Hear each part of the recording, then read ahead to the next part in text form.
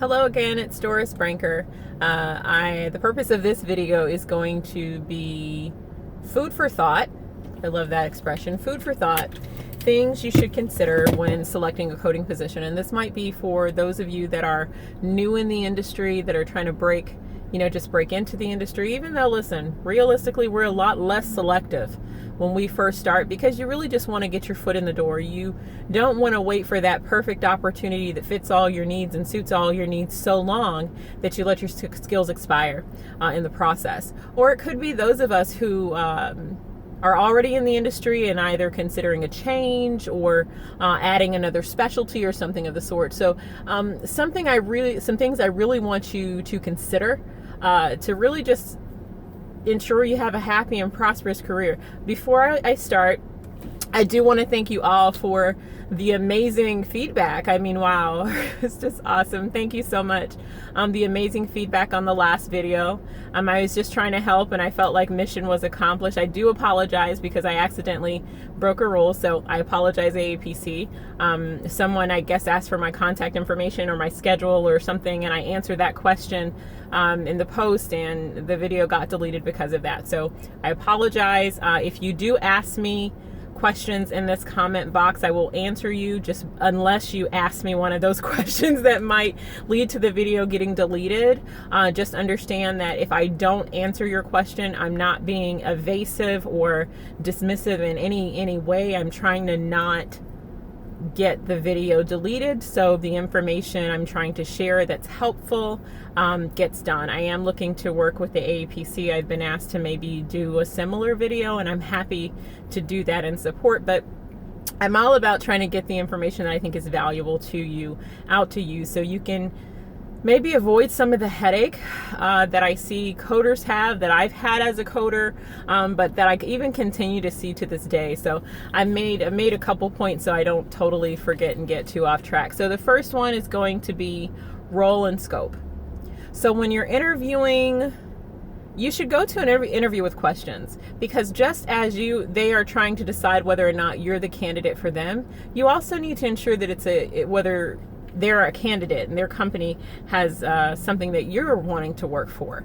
And I know in this economy it gets harder and harder to say, well, you know what, eating is my choice. I choose to eat, and anything that lets me eat, I'm just going to go ahead and work for that, irrespective of the specialty. But a lot of coders find themselves stressed, without a good work-life balance, unhappy in what they do, bored, maybe even changing industries because they don't ask some of the questions that you really need to ask when you change. And it goes beyond, yes, money is one of the questions, but it goes beyond the dollar amount. It's more than how much they're willing to pay you. Yes, what they're willing to pay you, health insurance benefits if that's something you need, continuing education, maybe they pay that or not. I feel like that's your responsibility irrespective of whether they pay it or not, because you can take it with you. But I do like the idea of companies supporting that. Long-term growth, all of those are kind of basic things that you would probably ask. But there's additional data or additional questions that I feel like you really should ask if you want to find yourself in an organization with a job that you like, that you enjoy doing, and waking up for. Or you can at least tolerate doing it without it, attacking your body and becoming a process that makes you sick. So the first one's going to be role and scope. That may seem unnecessary because you think, well, if I'm applying for a coder position, whether it's medical coder or medical code reviewer or coder 1 or 2 or whatever the title is, then I'm going to code. So I don't really need that question. But you must understand, in an organization, based on the kind of organization, the size and everything like that, the role of coder might be much more than you might expect. It might not just be take this record, pull out your books, tell me what the reason is that they did whatever they did and what they did. Like, it's more than that. The provider office, if you work for a provider's office, you might be doing something I'll refer to as code review. And all code review is, it's not auditing, right? So that you could do that as well. As a coder, you could review other coders' work and develop and educate them on why it was wrong, how it should be right, what they didn't reference, and support them. Love that kind of thing. Or it could be something like code review, where you're working in a supportive capacity, either full-time or as part of your job, with the AR management team, if it has a separate division, the accounts receivable team to say, you know, the payer has called in to question the coding in the form of a denial. And before we go and fight this thing, we want to make sure we've got a dog in this fight. We want to make sure that the coding is valid, that the coding is accurate. That might also mean integrating payer policy review into your coding process if it's not already there. I've heard coders actually say, well, that's not my job. I'm not the collector. That's the collector's job. And I'll share some experience with you. A client that I've had now for 3 years actually became a full-time client with me because their coders took that role. The coders refused to do anything that they felt was AR related. They felt that it was kind of the collector's job and they shouldn't have to do that. They shouldn't have to review the codes to see whether they were right or valid. And I'm like, listen, even if you coded it and someone gave you a second eye, you can look at the same record and see something in it the second time that you didn't see the first time, especially if you're in a high production environment. So be careful of the kind of positions you take, and just ensure that if you want something that you're only doing coding and it's just coding, okay, ensure you're asking that question. What is the scope of responsibility outside of coding? What will I be coding? Diagnoses? I know a company that they outsourced, and when they outsource, all they code is diagnoses. The coders stateside code the E&M codes, you know, and you think, well, that's different, but okay. Maybe you're coding DME, maybe you're coding multiple specialty or one specialty. So ensure you find out what the complete scope of work is, because maybe if you come from a collections background, that may feel too much like the past for you, and maybe you don't want to do code review and you're really just trying to delve deeper into the coding, and you don't want to have to go back to that point because that's what it feels like to you. So ensure you're asking that kind of question in the interview so you understand the scope. Any company can put the general duties as needed in their job description, and that kind of means, hey, what I need you to do, if you can do it, I'm going to need you to do that, right? And you can decide whether or not that works for you or not. Second point, production. You don't think about that, but I know a lot of coders who have left employers they've been with for a while because they felt the production was just too much. It was constant. It was the constant stress of production. I tell you, if you're a new coder, you're more likely to get into one of those high production environments if you work for an organization that's like a management services organization type organization, as opposed to a practice. If you work for a practice where you work for a provider or a group of providers, you're likely to have a smaller or a lower production expectation than the other. Production expectation, in case you're not clear, that might be the number of encounters or the number of records you have to go through in a day, okay, in your 8-hour day.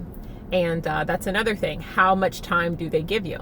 So they may pay you based on an 8-hour day, and if it's like, hey, at the end of the day, if it takes you 10 hours, whatever, you just get the records done, I don't really care, but I pay you salary. I pay you based on an 8-hour day.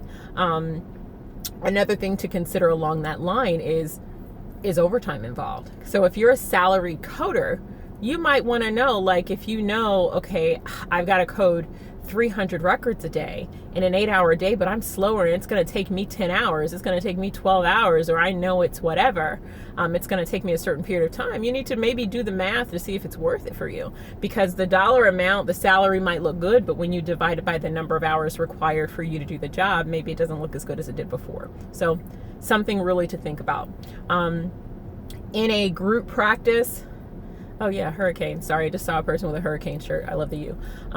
In a group practice, you'll find that the production expectation might be lower because it is hard to anticipate what provider is going to have how many surgeries. You might think it's estimated, but as far as me knowing consistently, this provider's always going to have 30 surgeries a week. That's a challenge. So because I can't anticipate the number of surgeries, it's hard for me to anticipate the number or set a number that you must do every day, because maybe I don't get those cases. In an organization that only does coding, typically before they even hire people, they've got the numerics in place to know how many cases they have a day. That's why they're setting the expectation numbers, because they know I've got to, in order to close my month and keep my client happy, my turnaround time has to be X. So I have to have this many people in the seat, and each one of those people have to do this many many records in a day, okay? So really important for you to factor, because if you're like, my friend Sharon often says, Doris, I felt like a gerbil on the wheel, just go, go, go, go, go. I'm not going anywhere, but I'm doing it. I'm going fast, but I'm not moving. You don't want to feel like the gerbil on the wheel. If like on the daily, if that's not what's you desire, you might want to stay away from those organizations to do that. Or if you're in a desperation phase and you have to take the job, then again, once you get the experience, no one cares how much experience you have, you get the experience, you get your foot in the door, you tolerate the bumps and bruises that you feel you have to take, and you keep your skills fresh. You keep studying, you keep researching, and you keep interviewing until you find the position that works for you, right? Because I've become accustomed to this crazy thing called eating. I got to do it like every day, multiple times a day. So if you are a person who has to eat too, and you got to do it multiple times a day, you do what you need to eat. Okay. Second point is going to be quality. So when you're interviewing, you want to ask, is there a quality expectation? The OIG recommends like 95%. But I've had some consultants and other friends of mine that are like, listen, I think 95 is too rigid.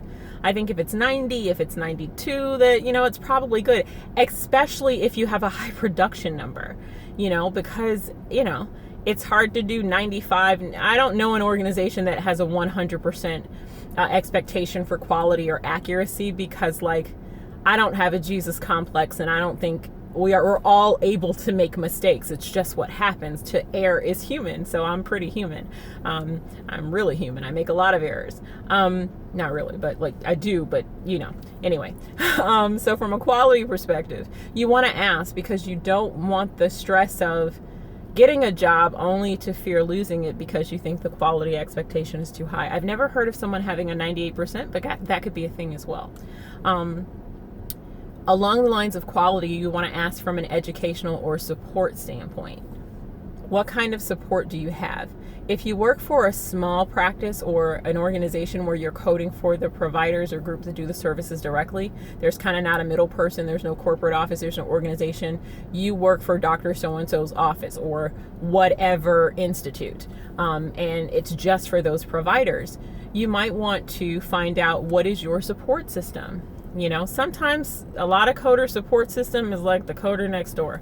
If you're lucky enough to have the coder next door. If you're the only coder in the office, your support system is whatever you can find on the internet, or whoever that you can call on the phone, or you have none at all. So from an educational standpoint, if you've got a quality expectation, who do you bounce ideas off of?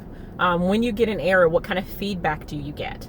Do you have any support in continuing education or training or resources provided by the company that directly relate to or affect your work? That's important, because that's going to support your growth as a coder. And a lot of times organizations, part of the OIG's compliance plan is, they recommend annual reviews, independent reviews. You don't want to sit there with no support, not articulate that, never have it, and have an external consultant, them send a bunch of your work, a bunch of records or encounters out that you've coded to a consulting agency, and get a report back that says, wow, quality not good, right? Because if you do not have the resources, that's likely. If you don't have the resources either on your own for you to acquire, or you don't have the support from an educational loop standpoint, that may not reflect well on you as a coder. So if you work for an organization that might have a compliance department, or you have a manager that you work for that can support you in your coding journey and your daily work, then that's going to be more beneficial for you long term. God knows you don't want to lose your job for quality. Now you've been here for a year, and they say, oh, we had to let her go. She wasn't coding right. We have risk. There is risk associated with poor coding. So I really want you to understand that it's not often being too hard,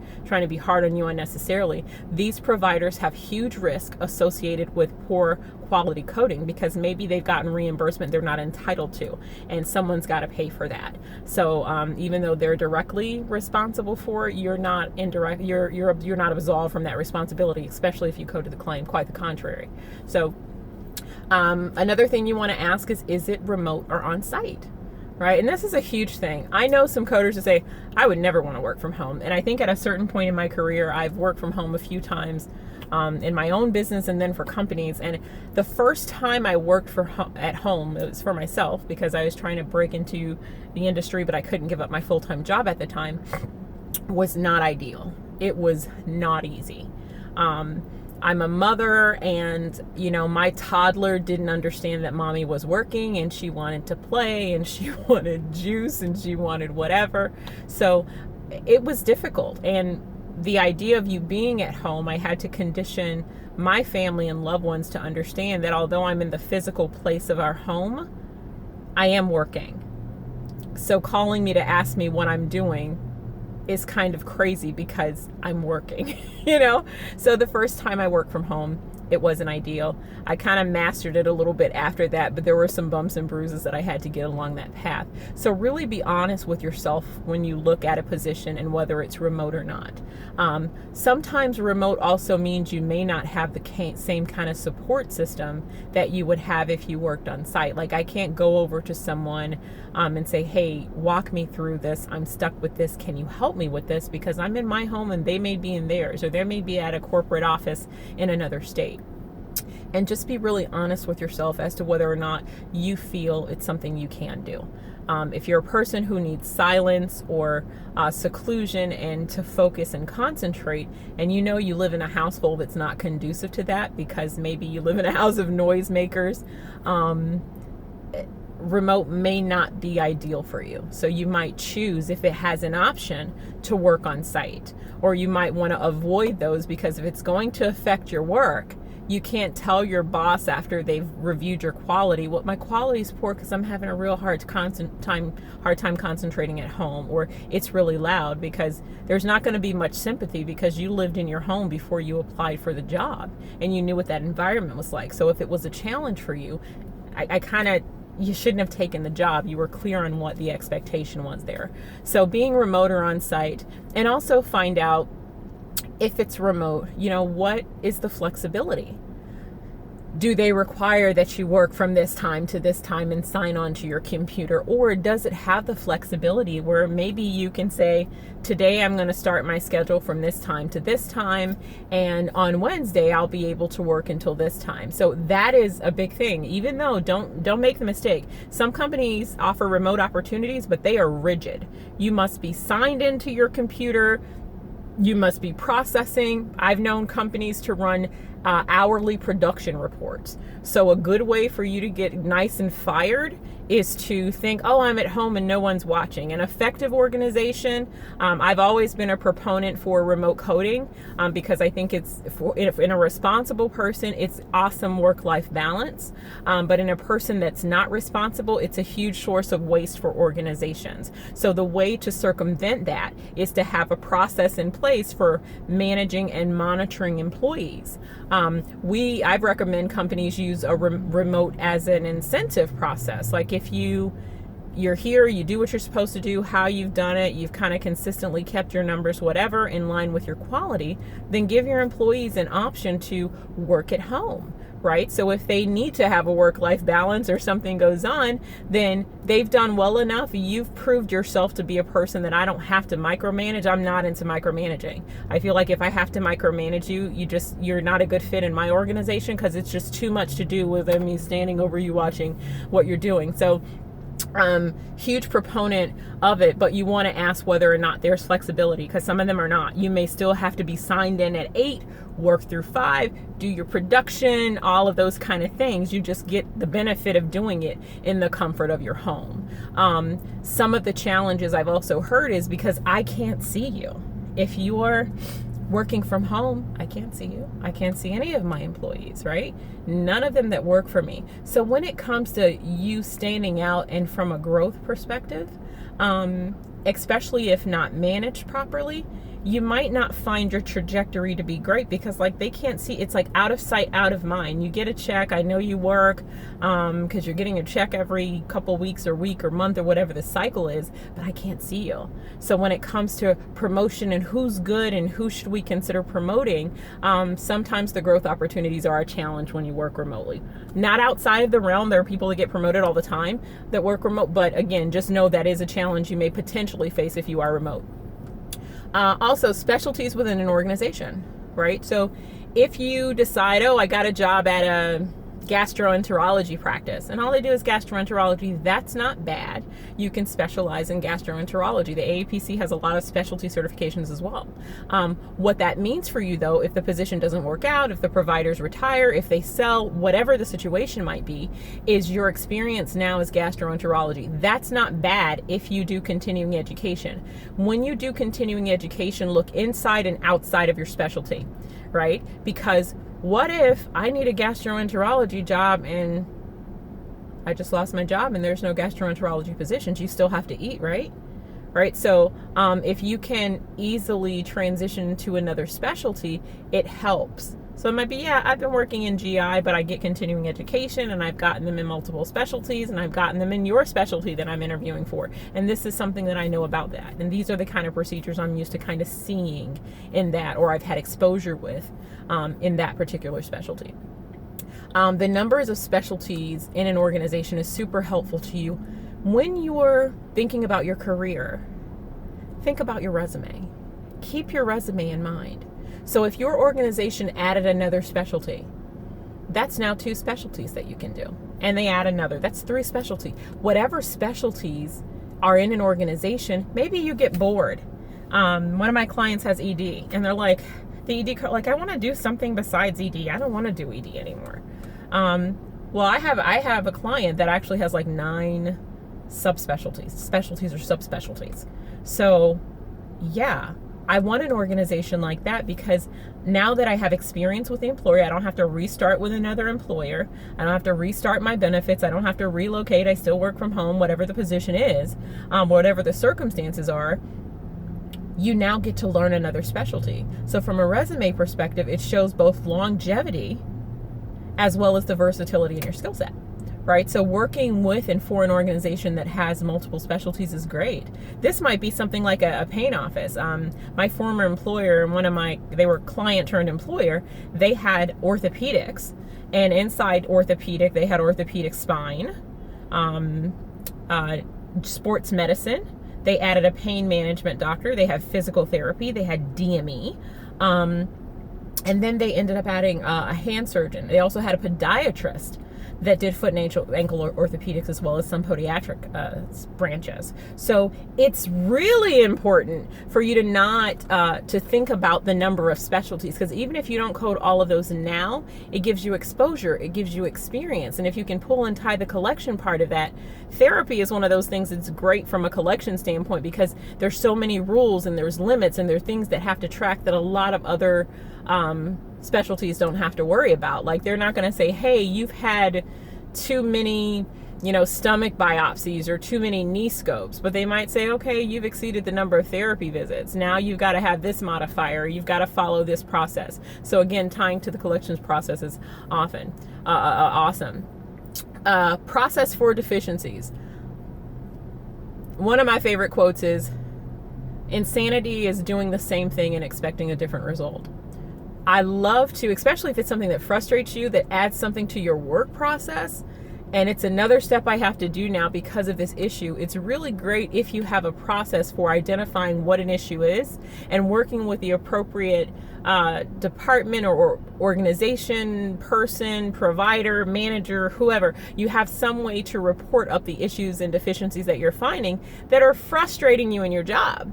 I like to look for that because then I feel like my work matters and I'm not sitting there doing something that just isn't going to make a difference and it's going to continue to frustrate me. So again, when you're considering employment, look at the role and scope, the productivity, the quality, whether you've got support inside or outside of the organization by the organization, the location, whether it's remote or on site, what the growth looks like for that, the number of specialties, as well as the process for identifying issues that might make your work more difficult. And hopefully you'll have a really good job search. Again, I've learned some of this kind of on my own through bumps and bruises and working with other coders, and I hope that this video is beneficial to you as you start your new coding career or continue on your coding career journey. As always, if I'm ever able to support you, I'm happy to do so, as long as I don't break the AAPC rules. Thanks so much, and I hope you have a fantastic day.